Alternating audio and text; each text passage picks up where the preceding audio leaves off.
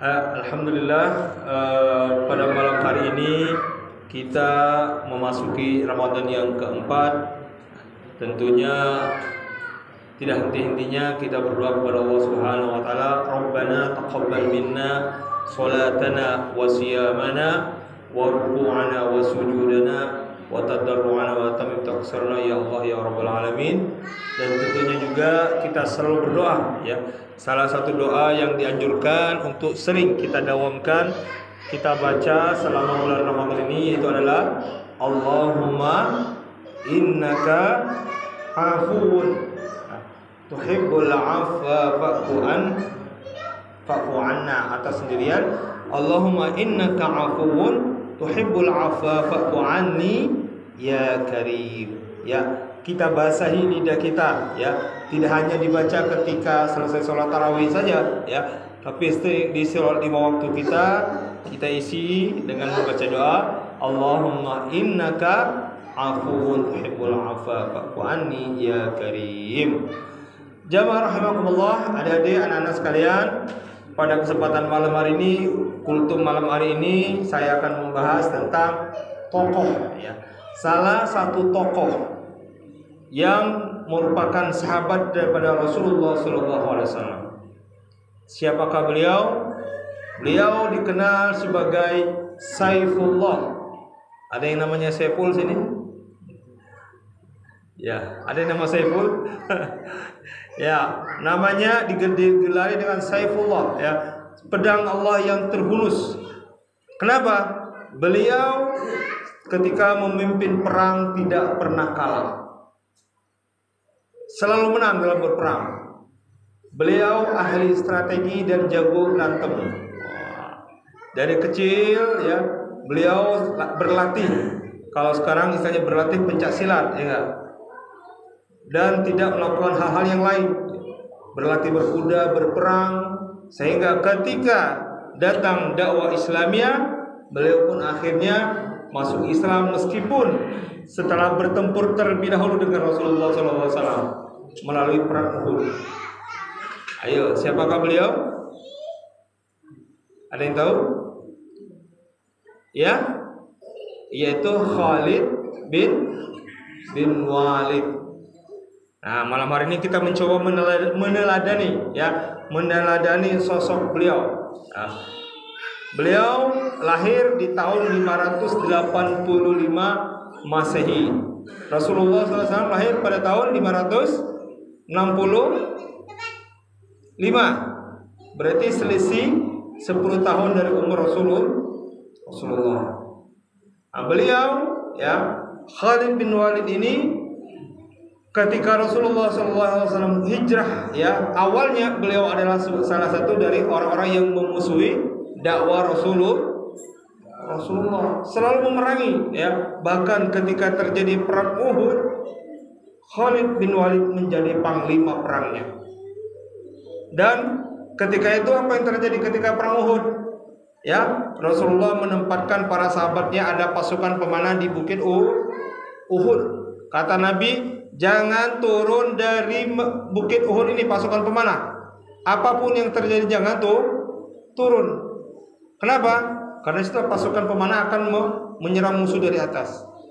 Akan tetapi ketika terjadi pertempuran pertama, pasukan yang di atas ini, pemanah ini, tidak disiplin. Melihat ketika itu banyak berserakan harta rampasan perang. Dulu perangnya bukan zaman sekarang, ya enggak. Perangnya dulu pakai pedang, bawa pasukan, ya, bawa harta, ya. Dan situ banyak sekali perbekalan perang yang ketika dilihat dari atas, menggiurkan, ya, menggiurkan. Nah, ini lokak banyak nih. Woi, istilahnya apa? Langsung muncul rasa iri. Oh, enak pasukan yang di bawah. Mereka yang akan paling banyak dapat harta rampasan perang. Akhirnya apa? Pasukan pemanah itu tidak disiplin, ya, kemudian turun dari bukit Uhud. Kemudian apa yang terjadi? Ketika itu Khalid bin Walid yang merupakan musuh Rasulullah, memimpin pasukan Quraisy memerangi Islam, melihat, gunung Uhud atau bukit Uhud sudah kosong, tidak ada pasukan lagi di atas, tidak ada pasukan pemanah. Ayo kita serang balik. dan terjadilah serang baliklah umat Islam. Dan akhirnya apa yang terjadi? Yaitu umat Islam mengalami kekalahan. Rasulullah sampai giginya rontok, ya. Untung saja darah beliau tidak sampai menetes ke bumi. Kalau sampai menetes ke bumi, itu bisa para malaikat akan membolak-balikan, membalas dengan menghancurkan bumi saat itu. Tapi Rasulullah menahan, ya, darahnya jangan sampai tertetes ke muka bumi. Dan dari peristiwa itu, ya, ada pelajaran berharga bahwasanya kita harus berdisiplin, ya. Apa kata perintah pimpinan, jangan sampai menolak ataupun membangkang apapun godaannya. Kenapa? Karena akan merusak kekuatan kita, akan mengalah atau membuat lemah pasukan yang ada. Dan Khalid bin Walid pun setelah peperangan Uhud, beliau mendapatkan hidayah, itu masuk Islam. Ketika Khalid bin Walid masuk Islam, ya, beliau tetap menjadi seorang anggota pasukan, menjadi panglima. Tentunya ketika itu terjadi peristiwa perang Mu'tah, ya, yang dipimpin Rasulullah menunjuk 3 orang pasukan, 3 orang panglima perang. Salah satunya adalah Ja'far bin Abi Thalib, ya. Kalau ketiga panglima ini wafat, kata Nabi, tunjuklah salah satu di antara kalian yang menjadi panglima perang. Dan ternyata 3-tiganya panglima itu wafat. Kemudian umat Islam menunjuk panglima Khalid bin Walid itu menjadi panglima perang. Diaturlah strategi perang, ya. Pasukan yang sebelah kiri dipindah ke sebelah kanan, ditukar. Pasukan sebelah kanan dipindah ke sebelah kiri. Pasukan yang di belakang dipindah ke depan. Dan ketika itu pasukan Romawi dan bangsa-bangsa Arab yang memerangi Islam melihat, ternyata umat Islam ada pasukan tambahan ini. Kenapa? Karena berbeda pakaiannya, ya. Kalau kalian lihat di film yang sering main game itu kan, ya. Akhirnya seperti itulah gambaran perang-perang di zaman Nabi, gitu kan. Hayalannya seperti itu. Diganti pasukannya. Melihat hal itu pasukan Romawi ketakutan. Wah, kemarin pasukan yang lama saja kita keteteran, ya enggak? Apalagi dengan pasukan yang baru ini. Akhirnya pasukan Romawi mundur, ya. Bangsa-bangsa Arab melarikan diri, mundur dari medan peperangan. Dan peperangan itu akhirnya dimenangkan oleh umat Islam. Kemudian selanjutnya, ya, ada era kekhalifahan, yaitu Umar bin Khattab, ya. Beliau dipecat dari kepemimpinan sebagai panglima perang. Kenapa? Karena Umar takut. Kenapa? Karena takut akan meruntuhkan keimanan umat Islam. Akan muncul pikiran dari umat Islam, berpikir bahwasanya kalau tidak ada Khalid bin Walid maka kita akan kalah perang. Padahal peperangan itu adalah atas izin daripada Allah. Kemenangan merupakan kemenangan dari karunia daripada Allah. Maka untuk hal itu Umar bin Khattab akhirnya memecat ataupun mengganti Khalid bin Walid menjadi pasukan biasa, bukan sebagai panglima. Dan beliau menerima, tidak memberontak. Kalau zaman sekarang panglima dicopot, balas dia. Saya yang memimpin pasukan beratus-ratus kali memenangi pertempuran, kok tiba-tiba sekarang dipimpin anak buah saya.